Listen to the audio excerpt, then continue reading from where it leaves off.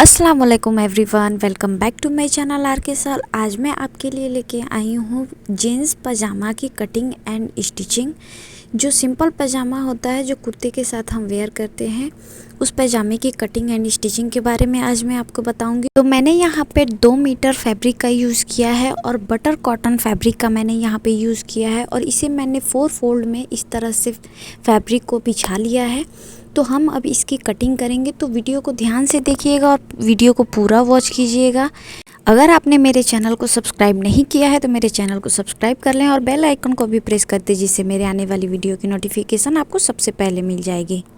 तो मैंने यहाँ पे फैब्रिक को 4 फोल्ड में कर लिया है। तो सबसे पहले हम इसकी मेजरमेंट लेंगे। आपका जो भी मेजरमेंट हो वीडियो के अकॉर्डिंग आपने उसी हिसाब से मार्किंग लगानी है। तो मैं यहाँ पे अपने मेजरमेंट के अकॉर्डिंग यहाँ पे मार्किंग करूँगी। तो चलिए सबसे पहले हम इसकी मार्किंग करेंगे। तो सबसे पहले हम लेंथ की मार्किंग करेंगे। तो मेरी लेंथ 38 इंच है। रेडी करते हुए पैजामे की लेंथ मेरी 38 इंच है। तो हम मार्जिन इसमें और ऐड करेंगे। तो सबसे पहले ऊपर की तरफ हम मार्किंग लगाएंगे। तो ऊपर की तरफ मैंने 2 इंच बेल्ट के लिए मार्क कर लिया है, जिससे हम फोल्ड करके स्टिच करेंगे। तो इसके लिए मैंने 2 इंच मार्क किया है। जो हमने 2 इंच पे मार्किंग लगाई है उसके नीचे से अब हम अपने पजामे की लेंथ की मार्किंग करेंगे। तो 38 इंच पर अब हम यहाँ पे मार्क लगाएंगे।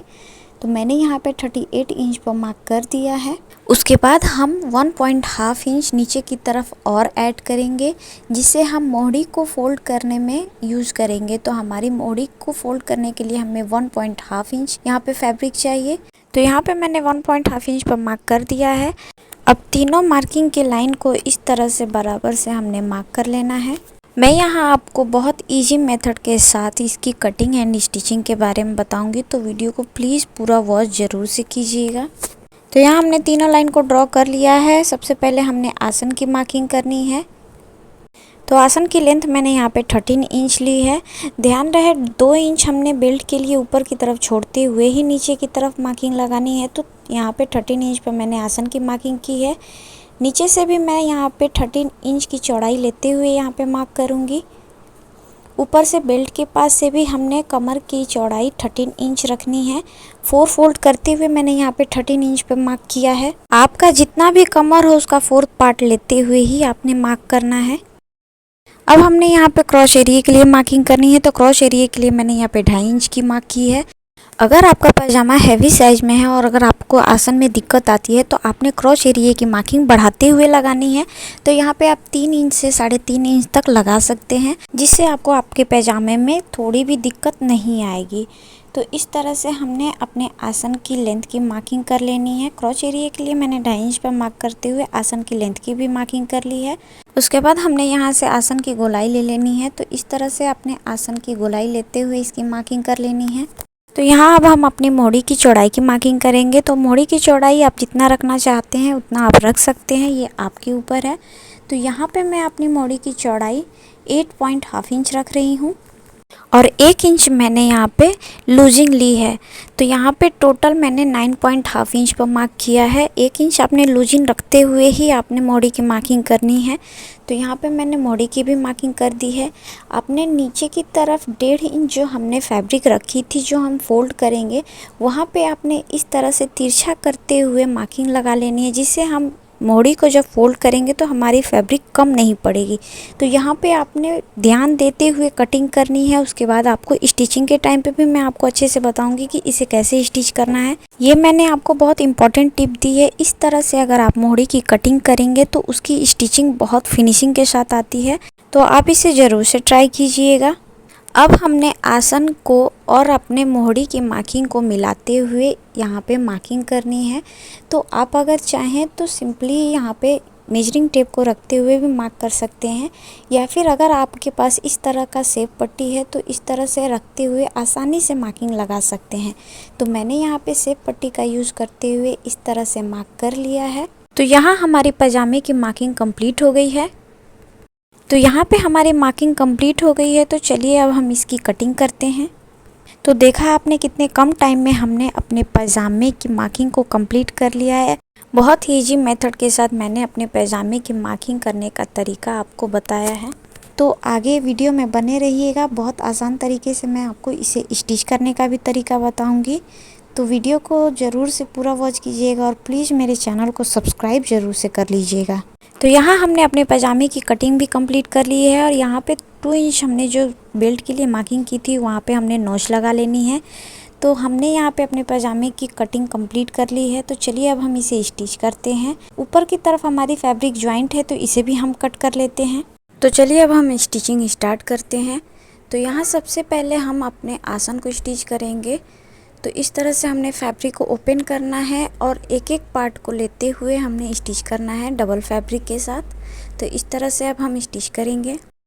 इस साइड के आसन को हम सेम इसी तरह से स्टिच करेंगे और ध्यान रहे इसके ऊपर हमने डबल स्टिचिंग ज़रूर से लगा लेना है। लेकिन दूसरे साइड के आसन को हम थोड़ा डिफरेंट तरीके से स्टिच करेंगे। तो आप यहाँ पे देख सकते हैं दूसरे साइड के आसन में हमने हाफ इंच ऊपर की तरफ फोल्ड करना है और यहाँ पे फोल्ड करके मार्क करना है। उसके बाद हमने जहाँ तक नॉच लगाया था वहाँ तक हम इस तरह से एक बार और फोल्ड करेंगे। उसके बाद हमने यहाँ पे फिर से मार्किंग लगानी है और हम जहाँ तक मार्क कर रहे हैं वहाँ से ही हमने स्टिचिंग स्टार्ट करनी है। उसके ऊपर हमने स्टिच नहीं करनी है। तो ध्यान रहे, मैं आपको एक बार और बता देती हूँ। ऊपर से हाफ इंच हमने जो फोल्ड किया था बस उतना ही स्टिच करेंगे। उसके बाद हम फैब्रिक को छोड़ते हुए नीचे की तरफ से जहाँ से हमने फोल्ड करते हुए मार्किंग लगाई थी वहीं से हम स्टिचिंग स्टार्ट करेंगे। बीच में हमने गैप देते हुए स्टिचिंग लगानी है। तो वीडियो को ध्यान से देखते हुए आपने स्टिचिंग लगानी है। इसके ऊपर भी हमने डबल स्टिचिंग ज़रूर से लगा लेनी है। तो आप यहाँ पे देख सकते हैं हमने डबल स्टिचिंग के साथ इस साइड के आसन को भी स्टिच कर लिया है। ऊपर की तरफ हमने गैप देते हुए स्टिचिंग लगाई है। दोनों ही आसन की स्टिचिंग हमने कंप्लीट कर ली है। उसके बाद हम इस तरह से फैब्रिक को ओपन करेंगे। उसके बाद हमने जो गैपिंग छोड़ी थी उस गैपिंग वाली फैब्रिक को इस तरह से हम दोनों साइड में पलट लेंगे। उसके बाद हमने इसे अंदर की तरफ फोल्ड करते हुए इस तरह से स्टिच कर लेना है।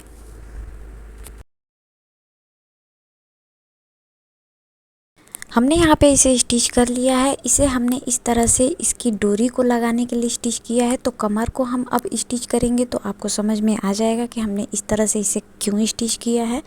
अब हमने अपने पजामे के बेल्ट को स्टिच करना है। तो उसके लिए सबसे पहले हमने पजामे को सीधा कर लेना है। पजामे को हमने सीधा करके ही बेल्ट को स्टिच करना है जिससे कि स्टिचिंग में हमें बहुत आसानी होती है। स्पेशली बिगिनर्स के लिए बहुत आसान हो जाता है। तो ये बहुत इम्पॉर्टेंट टिप है। तो इस तरह से हमने हाफ इंच ऊपर की तरफ फोल्ड करना है। उसके बाद हमने 1.5 इंच चौड़ाई बेल्ट की लेते हुए इस तरह से फोल्ड कर लेना है। तो 2 इंच हमने जो बेल्ट के लिए फैब्रिक लिया था ऊपर से हाफ इंच फोल्ड करने के लिए और 1.5 इंच चौड़ाई हमने बेल्ट के लिए दी है। तो इस तरह से हमने फोल्ड करके इसे स्टिच करना है। तो पूरे में हमने 1.5 इंच की चौड़ाई देते हुए ही स्टिच करना है। हाफ इंच हमने अंदर की तरफ फोल्ड कर देना है। बीच बीच में बेल्ट की मेजरमेंट लेते हुए आपने स्टिचिंग लगानी है जिससे हमारी बेल्ट चौड़ी और या पतली ना हो। तो यहाँ हमने अपने पजामे की बेल्ट को स्टिच कर लिया। आप देख सकते हैं कितनी फिनिशिंग के साथ हमने अपने बेल्ट को स्टिच कर लिया है। तो अब हमने अपनी मोहड़ी को स्टिच करना है। तो मोहड़ी को स्टिच करने से पहले हमने जो मार्किंग लगाई थी 1.5 इंच चौड़ी की, तो वहाँ पे इस तरह से अपने फैब्रिक को फोल्ड करते हुए नॉच लगा लेना है जिससे कि हमारी दोनों साइड में फैब्रिक बराबर से स्टिच हो। उसके बाद हमने इसे ओपन करना है। उसके बाद हमने 1.5 इंच चौड़ी इस तरह से फैब्रिक को फोल्ड करते हुए हाफ इंच अंदर की तरफ ऊपर वाली फैब्रिक को फोल्ड करते हुए इस तरह से स्टिचिंग लगानी है। आप यहाँ पे देख सकते हैं तिरछे वाली जो हमारी फैब्रिक को हमने कट किया था इस तरह से फोल्ड करने से हमारी फैब्रिक थोड़ी भी इधर उधर नहीं हो रही है, बिल्कुल बराबर आ रही है। तो इसी तरह से आपने कट करते हुए मोहड़ी को स्टिच करना है। दोनों साइड की मोहड़ी को हमने सेम इसी तरह से स्टिच कर लेना है। तो आप यहाँ पे देख सकते हैं कितनी फिनिशिंग के साथ हमने मोहड़ी को स्टिच कर लिया है। ध्यान रहे कि हमें यहाँ पे सिंगल ही स्टिचिंग लगानी है। तो दोनों साइडों की मोहड़ी भी हमने स्टिच कर ली है। अब हमने अपने पजामे के साइडों को स्टिच करना है। तो यहाँ पे अपने मोहड़ी की चौड़ाई की मार्किंग करते हुए यहाँ पे हमने वो 8.5 इंच पर मार्क करते हुए इसकी स्टिचिंग लगानी है। दोनों मोहड़ी पर आपने इसी तरह से मार्किंग लगाते हुए इसके साइडों को स्टिच कर लेना है। साइडों को स्टिच करने के बाद इसके ऊपर आपने डबल स्टिचिंग ज़रूर से लगा लेना है। तो यहाँ हमने अपने पजामे को स्टिच करते हुए रेडी कर लिया है। तो अब हमने अपने पजामे में डोरी लगानी है। तो उसके लिए हमने यहाँ पे फैब्रिक को कट कर लिया है। तो चलिए मैं आपको बताती हूँ कि इसकी डोरी को कैसे हमने स्टिच करना है। डोरी के लिए हमने 1 इंच चौड़ी यहाँ पे फैब्रिक ली है और लेंथ हमने इस तरह से हमने डोरी को डबल फोल्ड में कर लेना है। जैसे हमारी पैजामा डबल फोल्ड में है, इस तरह से डबल फोल्ड करने के बाद आप पैजामे से 8 इंच एक्स्ट्रा फैब्रिक लेंगे डबल फोल्ड करते हुए। तो इस तरह से हमने मेजरमेंट करते हुए फैब्रिक कट कर ली है। स्टिच करने के लिए हमने नीचे की तरफ की फैब्रिक को इस तरह एक बार फोल्ड करेंगे, उसके बाद ऊपर वाली फैब्रिक को इस तरह फोल्ड करते हुए पूरे में हमने स्टिचिंग लगा लेनी है। डोरी को स्टिच करने के बाद हमने इस तरह से अपने बेल्ट में लगा लेना है। उसके बाद आपने इस तरह से एक दूसरे के ऊपर अपनी डोरी को रखते हुए स्टिच कर लेना है, जिससे हमारी डोरी बेल्ट के अंदर ना जाए। तो आप यहाँ पे देख सकते हैं इस तरह से हमने अपनी डोरी को भी स्टिच कर लिया है। तो इस तरह से हमारी पजामा पूरी तरह से रेडी हो गई है। तो जेंट्स पजामा को स्टिच करने का मैंने बहुत आसान तरीका आपको बताया है। आई होप आपको वीडियो पसंद आया होगा। अगर वीडियो पसंद आया हो तो प्लीज़ इसे लाइक और शेयर ज़रूर से करें और मेरे चैनल को भी सब्सक्राइब कर लें। प्लीज़ मेरे चैनल को सब्सक्राइब एंड सपोर्ट ज़रूर से करें। Thank you for watching. अल्लाह हाफिज़।